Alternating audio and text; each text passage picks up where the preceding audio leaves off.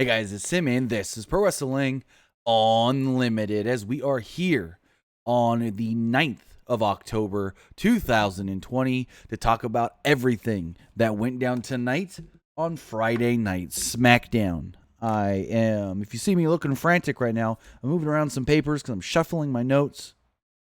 I've got some notes on the computer, some notes written down here for the draft. But with that, we've got a number of you guys in the live chat already. What is going on, everybody? What did you think of tonight's Friday Night Smackdown? Let us know in the poll up above in the chat. What did you think of tonight's Smackdown? Did you like it? Did you not like it? Did you think it was just okay? And remember, we're on twitch.tv/PWUnlimited. If you're watching us here live, you can do a couple of different things to support us. You can either give us some of those bit donations or you can subscribe to the channel. And remember, as I stated on Wednesday, all the money made from bits or new subscriptions going forward for the foreseeable future will be going to help families in need that have been affected by the Creek Fire here in Central California. Whether that is helping people get supplies that they need to get back into their home, or people that have already returned back to their home but lost some things and need stuff. I'm going to order a lot of different things that people have been asking for, that I have heard about from people that I know personally. And so every little donation that you guys can give us does really help going forward towards that, so I can order supplies that these people are needing. Remember, you can support us a couple of different ways with subscriptions, either with that tiered subscription or for free. Because remember, if you have Amazon Prime, then you have Twitch Gaming. Oh, Prime Gaming. And with Prime Gaming, you get one free subscription to any Twitch channel that you want to subscribe to throughout the month. And we'd greatly appreciate it if you use that free subscription on us. I mean, if you're already paying Amazon $12 a month, why not help us out? Why not help us out? Well, with that, tonight was Smackdown. Tonight was night one of the draft. And there was as I look here on this list that I got of the draft, a couple of shocking moves, a couple of not shocking moves, and very predictable things now taking place on Monday. So let's jump right into it with everything going on. Michael Cole and Corey Graves opened up the show and talked about some of the draft participants tonight. Now we see this graphic of everybody available to be drafted tonight, and I see something that I'm like, whoa, that's not right. Did they change something? And they did. Miz and Morrison were not supposed to be drafted tonight. They were supposed to be drafted on Monday. So that was a change. I don't know which one wrestler got moved over, because originally there were 35 to be drafted tonight. When they showed that graphic, there were 36. And I haven't gone back and looked who was moved over to Raw, because I would assume it was only one. We do know that, as we reported earlier on PWUnlimited.co and on the PW Unlimited YouTube channel, it's likely that Riddick Moss and Eric get pulled from the Monday draft pool. And then Lars Sullivan could fill one of those slots as he returned tonight. And then somebody else was moved over as well, I believe, with Miz and Morrison being drafted tonight. But they told us some of the rules and some of the other things going down. So Stephanie McMahon comes out on the ramp, introduces us all to SmackDown, kicks off the draft with the number one overall draft pick being for Monday Night Raw, which it makes sense it's for Raw because they have the odd numbers. And it was WWE Champion Drew McIntyre. Looking over on the SmackDown side of things, their number one pick was Universal Champion Roman Reigns. Now, this all makes sense, but I would have liked maybe Raw or SmackDown to change things up a little bit and be like, they're going to expect us to pick our world champion, so let's throw a curveball and pick somebody big before the world champion to throw them off, because, the first round picks are already made. So I thought it would have been cool if SmackDown picked Rollins first and then picked Reigns also in the first round, and just would have been like, no, we want Rollins so bad we got to get ahead of it and pick him before Raw kept him.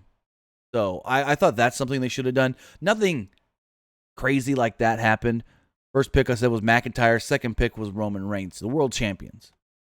Next up, Raw would pick their Raw Women's Champion, Asuka. Again, no surprise there.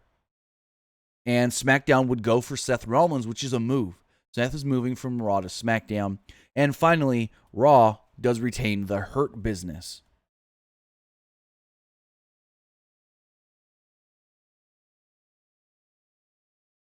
So as we go forward, in the back, Kayla Braxton interviewed Rollins. She noted that he's no longer the Monday Night Messiah because he's going to SmackDown. Rollins pointed out that he's been on Raw the entire time he's been on the main roster and in WWE, so he's excited to go to SmackDown, which is true. He says he's sorry he doesn't get to see the Mysterio family explode, but at least he doesn't have to see their faces anymore. Tisk, tisk. Little did he know. Rollins' comment seemed to foreshadow what would happen later, and what happened later were the Mysterios getting drafted to SmackDown. So I didn't really like that, because as soon as Seth said, "Oh, I'm going to be sad I don't get to see them anymore," I'm like, oh, they're getting drafted as well. Okay. Does Murphy get drafted too, or does he stay on Raw? I don't know. That one's the head scratcher. The first match of the night is the Falls Count Anywhere match, Big E versus Sheamus. And basically they had a street fight, and it was really, really good. I enjoyed the crap out of this match. So Sheamus had the early advantage until they brawled around ringside. Big E went under the ring and pulled out a giant booty-o or two. Sheamus took back over and scored a near fall. They brawled in front of the announce table, and Sheamus tied up Big E in the ropes and beat him with a kendo stick. He scored another near fall off of it. Sheamus then searched under the ring and pulled out a bunch of stuff, including tape. Sheamus crawled further under the ring. Big E trapped Sheamus's leg, taped Sheamus's legs together, and beat him with a kendo stick. After a commercial break, Big E was firmly in control as he beat Sheamus with a kendo stick. A lot of kendo stick shots here early. They fought backstage into the catering area. Sheamus broke a bunch of eggs over Big E's head. Sheamus picked up a computer screen and smashed it over Big E. Big E recovered and hit Sheamus with a broom. He picked up a trash can and hit Sheamus several times with it. Big E eventually knocked Sheamus through a door to the parking lot. They continued to fight into the parking lot with Big E having the slight advantage here.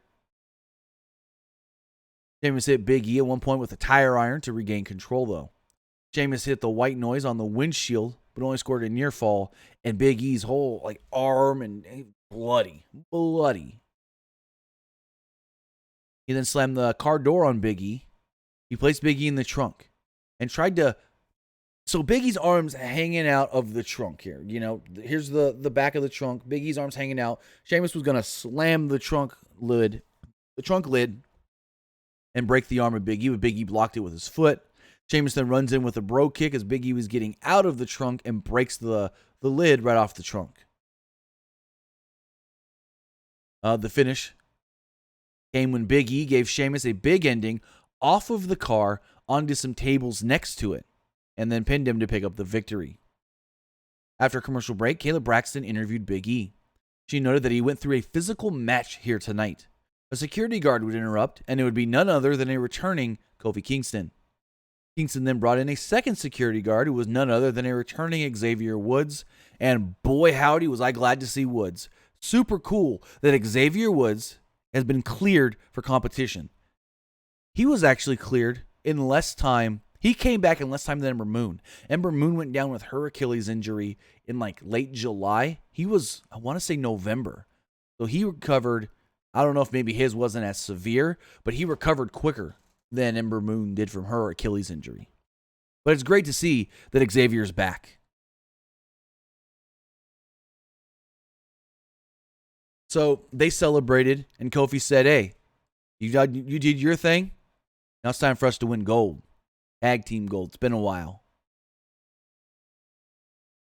Our Twitch poll has finished up here. What did you guys think of tonight's SmackDown? 68% of you said that you thought it was just all right. 18% of you said that you liked it. And 14% of you said you didn't like SmackDown. Remember, if you want to be part of tonight's show as well, you can do so by texting in to 510-906-1341. The number will be scrolling down here across the bottom of the screen periodically, and it will be in the live chat. Jey Uso came out to cut a promo, and he demanded that Roman Reigns come out to the ring. He said, "I know our match is at Hell in a Cell, but you say you've got more steps. You're going to make this bigger? How? Come on, Us, come out here." No response from Roman. Finally, Paul Heyman would interrupt on the screen. He noted that Reigns would give him an answer on his time, not when Uso demanded it. And that was like 90 seconds later. So it's like, no, it kind of was when Uso demanded it. So after a video package, we see Roman sitting at a table with Heyman standing next to him. Reigns noted that Uso just had to call him the tribal chief. All this would be over, but he wouldn't, he didn't, he couldn't. Reigns announced that yes, we're going to be fighting inside Hell in a Cell, but for the first time inside Hell in a Cell, this match will also be an I Quit match. That's actually a great stipulation for inside Hell in a Cell, to be 100% honest. I quit. So you can use that cell to just destroy your opponent until they really want to quit. I think that is... I'm honestly flabbergasted. We've never seen this before. I quit inside Hell in a Cell. Reigns told Uso that he loves him. He doesn't want to do this, but there's consequences. There will be consequences after he says, I quit. Jay, that is. Stephanie would come out. They touted her. They said that she topped Forbes' I guess, CEO list. But then she was really just not the top of the list, just the top female on the list. But they touted it and everything. And Stephanie came out and first off announced that there will be a second title match taking place tonight. The New Day will be challenging Shinsuke Nakamura and Cesaro for the SmackDown Tag Team Championships. He would then go on to announce the second round draft picks. Monday Night Raw picked AJ Styles. SmackDown would pick Sasha Banks. Monday Night Raw would pick Naomi. SmackDown would take Bianca Belair, and Raw would end it with the Women's Tag Team Champions Nia Jax and Shayna Baszler. AJ Styles cuts a promo from his house, where he streams in his basement, talking about how, going back to Monday Night Raw may not be a bad thing. That way he doesn't have to be around these goofs like Jeff Hardy and Sami Zayn. But my thought was, why didn't AJ go to SmackDown this week? We know he had COVID like a month and a half ago. Ain't no way he's got it again. And I don't think it's possible for him to have it again. So I don't know why AJ wasn't there. I did get a couple messages asking me that. Hey, where was it? Why wasn't AJ there? Why was AJ at home? I honestly don't know. I was a little shocked by that. Honestly, I thought we should have got more promos, whether they were there or not, of people being drafted, especially people that were switched. And so far, being switched in the second round, AJ goes from SmackDown to Raw, Naomi goes from SmackDown to Raw, and Bianca Belair goes from Raw to SmackDown, which leads me to believe, even before they moved to the New Day with the tag titles, Bianca Belair to SmackDown? Well, then Street Profits have to go to SmackDown because they don't break up married couples typically. So going forward, we had Matt Riddle and Jeff Hardy teaming up to take on The Miz and Morrison. And goddamn, did Michael Cole have so much fun saying Matt and Jeff. Matt and Jeff this, Matt and Jeff that, Matt and Jeff this, Matt and Jeff that. The whole time. Like, Michael Cole was like elated to say Matt and Jeff. Not Riddle and Hardy. No. He had to tell us it was Matt and Jeff. Matt and Jeff did a dive. Matt and Jeff this, Matt and Jeff that. The babyfaces had the early advantage against The Miz and Morrison. They ran wild on the heels. Hardy leapt off Riddle's back and hit Morrison in the corner. Broetry in motion. Riddle then jumped off of Hardy's back and hit a dive onto the heels at ringside. As they went to break, Cole referred, like I stated, to them as Matt and Jeff. Back from a break, the heels were in control at this point, taking over during the commercial. I also really wish that Fox would do picture-in-picture. I mean, they do it for NASCAR races. Why not do it for frickin' SmackDown? That'd be nice, especially if there's a match going on. Where were we? Riddle got the hot tag after Morrison hit a standing shooting star press, got a near fall, and Riddle got a hot tag and ran wild on the heels. He hit a Broton and a German suplex on the Miz for a near fall. Hardy then hit a twist of fate on Morrison. Miz jumped up and threw Hardy out of the ring. Riddle then caught Miz with a knee and hit the Bro Derek to pick up the victory. Hardy and Riddle celebrated their victory. Then suddenly, the music of Lars Sullivan would ensue. Sullivan, who was making his big return after being gone for well over a year and a half. Let's see. That would be 12, May, June, September, October, October, 11, 12, 13, 14, 15, 16 months he was out, ish, roughly. Crazy. Hey, did Triple H know? Triple H was asked like a month ago when he's coming back. Triple H said, I don't know. Sullivan was marched down to the ring and just destroy Matt Hardy and Riddle. Gave me Brock Lesnar vibes from 2002 when he made his debut and just destroyed the Hardy Boys. Morrison tried to pull Miz out of the ring, but Sullivan grabbed him, and Sullivan viciously beat down the Miz. As we move on, Stephanie McMahon announced round 3. She also stated that Lars Sullivan will be drafted during Monday's set of draft picks. So as far as the draft does go for round 3, Ricochet was drafted by Raw. Actually, I missed one. No. We're right. Never mind. I'm looking at this wrong. Ricochet was drafted by Raw. Jey Uso, drafted by SmackDown. Mandy Rose, drafted by Raw. The Mysterios, Rey and Dominic, drafted to SmackDown. There's a change. And The Miz and Morrison, another change, going to Monday Night Raw. Going forward in the back, Dominic and Rey were excited that they got drafted to SmackDown and weren't actually split up in the draft. Rey pointed out, hey, Seth Rollins is also coming to SmackDown. Just be aware. Next up, we have the SmackDown Women's Championship match, Bayley versus Sasha Banks. This was like fucking dumb waste of time. Dumb waste of time. I get why they had to do it to establish that Bayley wants to run away. But, fuck. So there wasn't much of a match here. It was just basically to say, hey, we need to get to Hell in a Cell. Cole noted that Eddie Guerrero is one of Banks' heroes, and today would have been his 53rd birthday, and she would love to win the championship on Eddie's birthday. Cole pointed out that Bayley brought a chair with her, and she's been carrying it around, kind of like someone carries around a security blanket. They did special ring introductions because it's a title match, and Banks jumped Bayley at the bell. Bayley tried to escape, but Banks brought her back. Banks attempted the Banks statement, but Bayley rolled her up for a near fall. They traded pin attempts until Bayley rocked Banks with a stiff clothesline to her injured neck. And Corey Graves let us know that she just stopped wearing the neck brace yesterday. Banks ended up on Bayley's shoulders, but rolled into an arm drag. Banks applied the Banks statement, but Bayley got to the ropes. Bayley would then grab a steel chair, hit Banks with it, and get herself disqualified. After the match, Sasha would go apeshit banana crazy. Started beating down Bayley with a chair.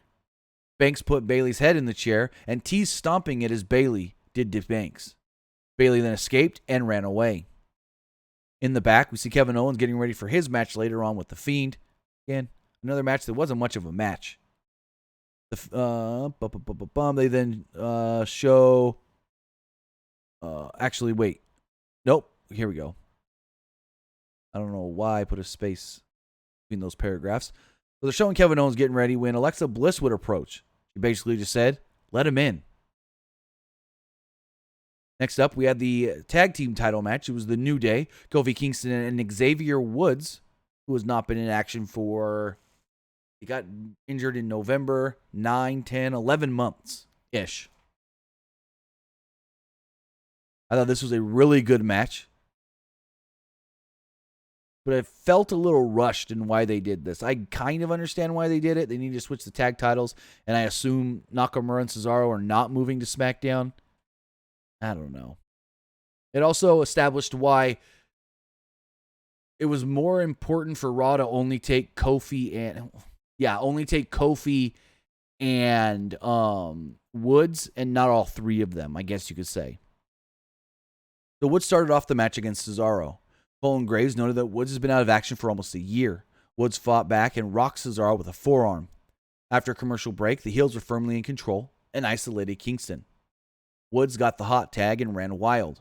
He hit a DDT from the ropes on Nakamura for a near fall.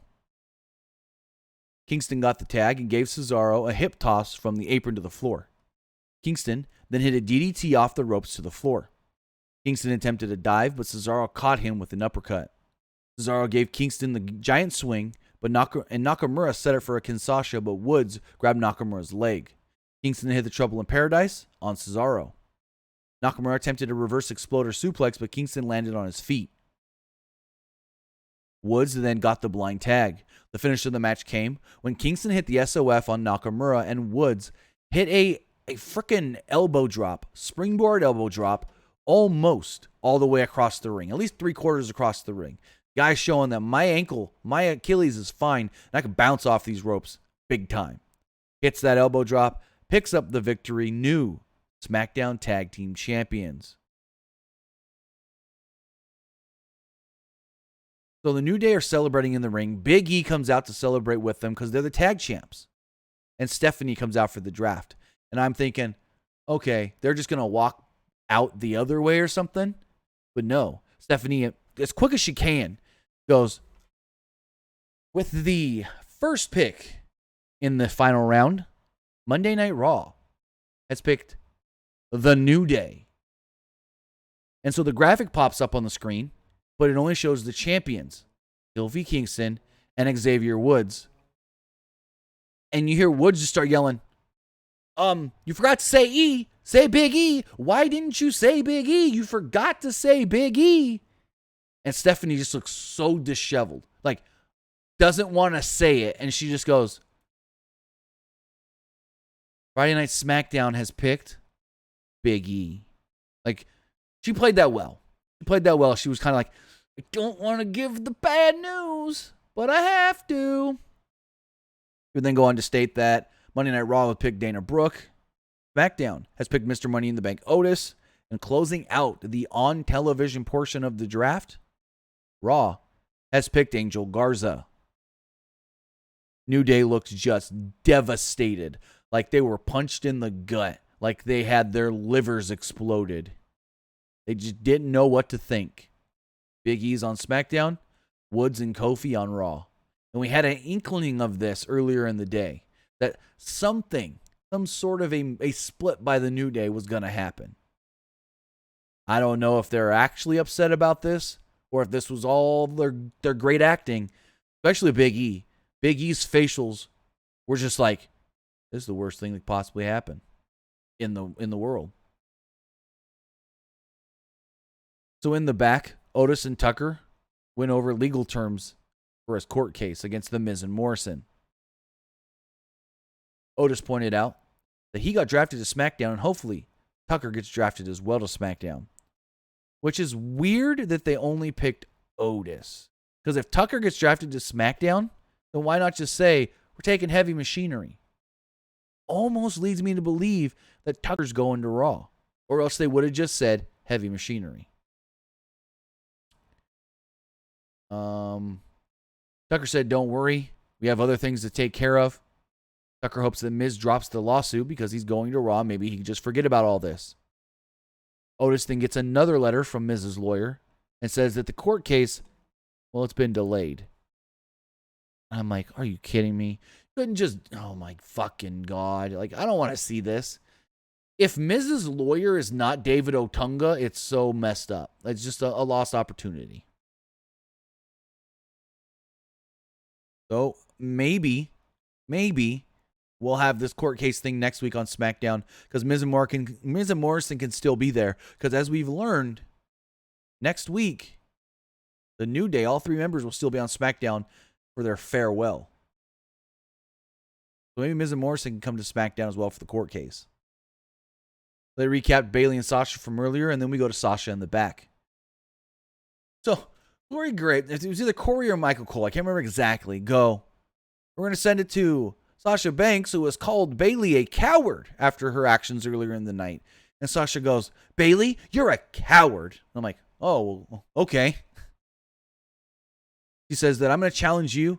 You think I've put you in hell? Well, she goes, you think we've been through hell already? Well, think again. I'm challenging you to a Hell in a Cell match at the pay-per-view. Banks promised to take away the one thing that Bayley cares about most in the world, the SmackDown Women's Championship, and she will do it at all costs.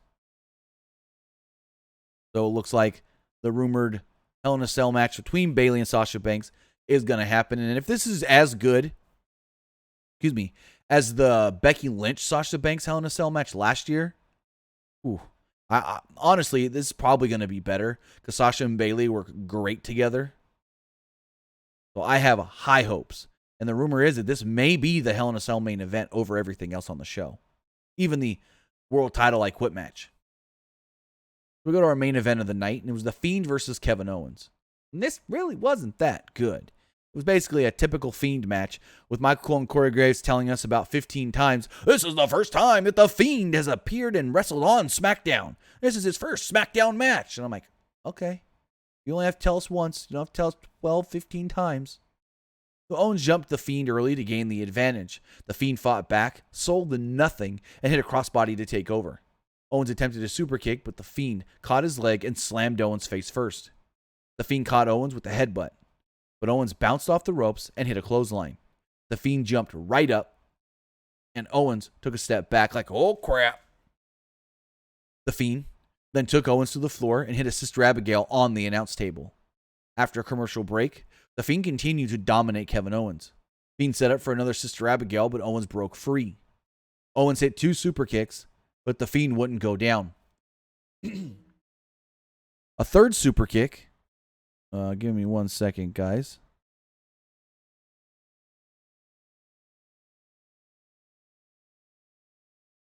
Give me 1 second. I need to look something up. This can't be real, which was just what was just sent to me. We need to see something here, guys. We'll get back to this match, but hold the phone.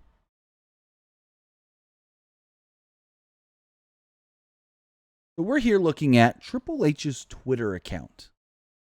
Verified. The real Triple H Twitter account. And you see Triple H tweeting about the draft. Got tweets. He sent the WNBA champions a belt. But then we go, likes.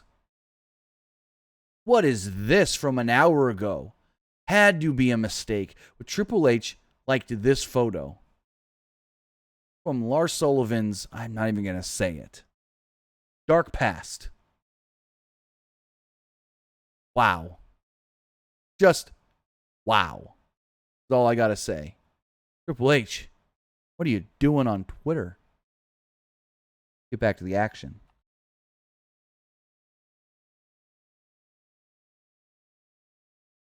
So, 2 super kicks doesn't take down the Fiend. Third super kick, Fiend falls down in the corner. Owens hits a cannonball, and he threw his entire weight into that first cannonball. Like he just, ooh, goddamn. He hits a second cannonball in the corner. Owens then hits a frog splash off the apron, but the Fiend got right back to his feet. Owens attempted to give the Fiend a pop-up powerbomb on the announce table, but they messed it up. And the first time, Owens got the powerbomb on the second try, and put the Fiend through the table. The Fiend, though, jumped right up to his feet and locked on a mandible claw. Owens hit a stunner, but the Fiend never let go of the claw, and I thought this finishing move was great. It got the claw locked on, right? And he lifts Owens up for like a choke slam Uranagi deal, but the claw is still locked in. And so he's ripping at the mouth of Kevin Owens as he's slamming him. Knocks Kevin Owens out and pins him 1, 2, 3. I love that. I loved that finishing move there, and I hope he does it more often. Claw into a Uranagi or claw Uranagi combo. So after the match, the lights go out. When they come back on, the Fiend is at the top of the ramp with Alexa Bliss, and the two are just standing face to face, staring one another in the eye. And that is how SmackDown goes off the air. Also forgot to mention a couple of matches for next week's SmackDown. Next week's SmackDown will be the quote-unquote season premiere on Fox. Fox will be doing a 30-minute pre-show on Fox prior to SmackDown, hosted by Renee Paquette. And Booker T. But next week, we'll have a Universal title match when Roman Reigns defends against Braun Strowman. Of course, Roman has to win because they already set up the I Quit Hell in a Cell match. And the New Day, Big E, Kofi Kingston, and Xavier Woods, will be in 6-man tag team action against Sheamus, Cesaro, and Nakamura in what they are calling the New Day's farewell match. With that, that was Friday Night Smackdown.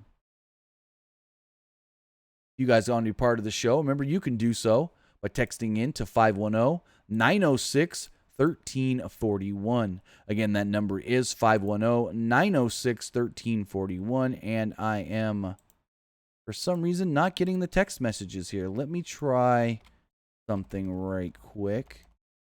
Maybe the wrong thing loaded. Uh-oh. Okay. I think I got it. Give me 2 seconds to pull them up.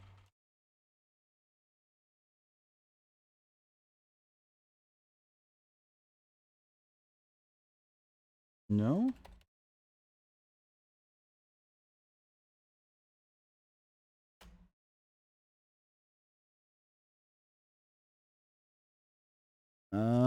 For some reason the text messages don't want to pull up. Let me try one last thing.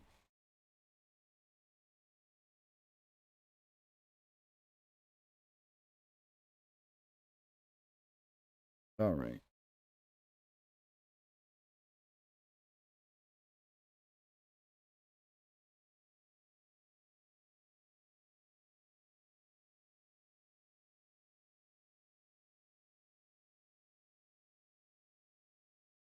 See if this works. If this doesn't work, okay, I think we got it. I think we got it.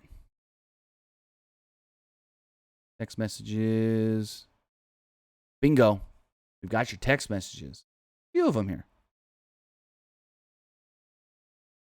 This person says, I didn't watch the entire show, but I saw pics. I thought they were mediocre at best, except for Rollins' move. I thought that was something they did right. So I said it the other day. I didn't think that many big moves were going to be made with the draft. I think the biggest moves we did see tonight were Rollins and the Mysterios going to SmackDown. AJ, Miz and Morrison, they can go wherever. And Woods and Kofi going to Raw. They didn't make too many big moves, which was expected. I didn't expect many big moves, to be 100% completely honest.